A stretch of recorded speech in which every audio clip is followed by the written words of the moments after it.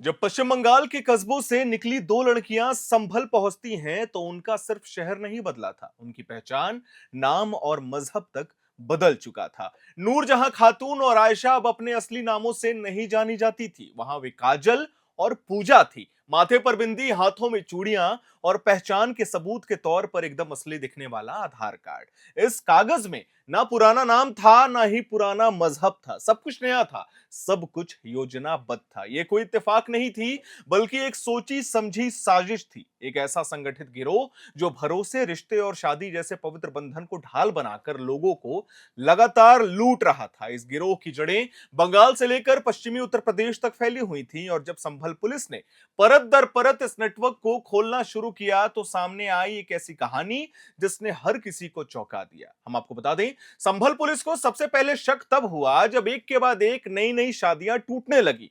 चार ऐसे मामले सामने आए जिसमें शादी के कुछ ही दिनों के बाद दुल्हन घर से जेवर, नकदी और कीमती सामान लेकर फरार हो जाती थी। शुरुआत में इसे घरेलू विवाद या फिर व्यक्तिगत मामला समझा गया, लेकिन जब घटनाओं का पैटर्न एक जैसा दिखने लगा तो पुलिस सतर्क हो गई। जांच आगे बढ़ी तो यह साफ हो गया कि यह कोई अकेली घटना नहीं है। उत्तर प्रदेश में ये एक पूरा नेटवर्क था जिसमें मैरिज ब्रोकर, फर्जी दस्तावेज बनाने वाले और बाहर से आई लड़कियां शामिल थी। पूछताछ में यह सामने आया कि पश्चिम बंगाल के अलग अलग इलाकों से आर्थिक रूप से कमजोर मुस्लिम लड़कियों को चुना जाता था। उन्हें सपने दिखाए जाते थे, उत्तर प्रदेश में अच्छी शादी, ठीक ठाक परिवार, जल्दी से सेटलमेंट और एक सुरक्षित भविष्य। लेकिन इस सपनों की एक कीमत थी। लड़कियों को पहले ही बता दिया जाता था कि उन्हें अपना नाम, पहचान और धर्म बदलकर रहना होगा। इसके लिए सबसे बड़ा हथियार था फर्जी आधार कार्ड।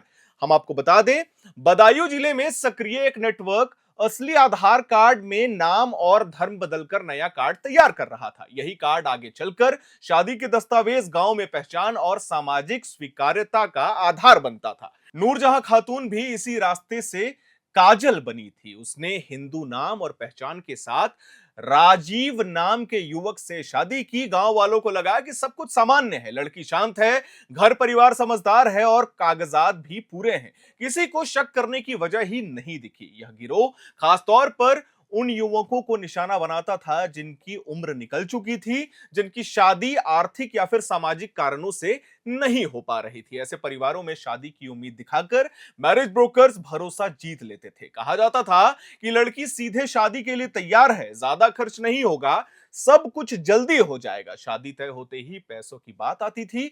परिवार की हैसियत देखकर 50,000 से लेकर 1 लाख रुपए तक की रकम तय की जाती थी। हम आपको बता दें, यह रकम लड़की लाने, कागज बनवाने और शादी कराने के नाम पर ली जाती थी।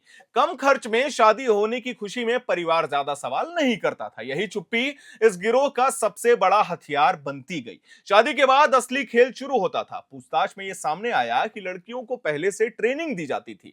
उन्हें यह सिखाया जाता था कि शादी के बाद 4-5 दिन सामान्य व्यवहार करना है, ससुराल वालों का भरोसा जीतना है, घर में रखे जेवर, नकदी और कीमती सामान की जानकारी जुटाते रहना है, जैसे ही सही मौका मिले फरार हो जाना है।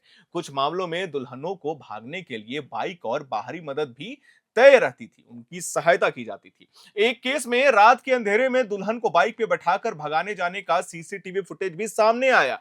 यही फुटेज पुलिस के लिए सबसे अहम सुराग बना था। 1.5 महीने के भीतर संभल के पतौरुआ गांव और आसपास के इलाकों में 4 ऐसी शादियां सामने आई। 22 दिसंबर 2025 को भोले की शादी आरती नाम की लड़की से कराई गई, 55,000 रुपए की डील हुई। 9 जनवरी 2026 को राजू की शादी पूजा से 53,000 रुपए में कराई गई। उसकी उसी दिन हम आपको बता दें, प्रवेश की शादी दूसरी पूजा से 75,000 रुपए में की और मुरादाबाद के सोनू मिश्रा की शादी इशिका नाम की लड़की से 70,000 रुपए में कराई गई। कुछ ही दिनों के भीतर दुल्हनों ने जेवर और नकदी लेकर वहां से भागने का फैसला लिया। 20 जनवरी 2026 को जब राजू की पत्नी पूजा घर से सामान समेट रही थी तो ग्रामीणों को शक हुआ।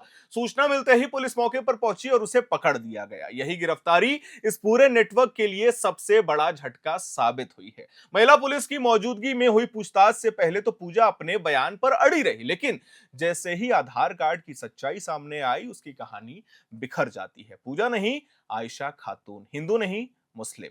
यही से पुलिस ने इस पूरे मामले को संगठित अपराध मानते हुए जांच का दायरा बढ़ा दिया है। पूछताछ में काजल नाम सामने आने के बाद पुलिस ने बदायूं और बरेली के दाबिश दी है। वहीं पे काजल और उसका पति राजीव गिरफ्तार किए गए हैं। आधार कार्ड की जांच में काजल का असली नाम नूरजहां खातून निकला। पुलिस ने आरोपियों के पास से सोना चांदी, जेवर, नकदी और मोबाइल फोन बरामद किए हैं। मोबाइल डेटा खंगाला जा रहा है, जिससे और भी नाम सामने आने की संभावना है। हम आपको बता दें, एसपी कृष्ण कुमार बिश्नोई ने यह बताया है कि ये गैंग योजनाबद्ध तरीके से पहचान और धर्म छुपाकर शादियां कराता था। मकसद सिर्फ लूट था। 4 मामलों की पुष्टि हो चुकी है और अन्य जिलों से भी जानकारी जुटाई जा रही है। अभी 3 लुटेरी दुल्हन फरार हैं, जिनकी तलाश अभी जारी है। साथ ही फर्जी आधार कार्ड बनाने वाले नेटवर्क पर भी शिकंजा कसने की तैयारी चल रही है। यह मामला सिर्फ लूट या धोखाधड़ी का नहीं है, ये उस सिस्टम पर भी सवाल खड़ा करता है जहां कुछ कागजों के भरोसे पहचान बदल दी जाती है और रिश्तों की नींव पर अपराध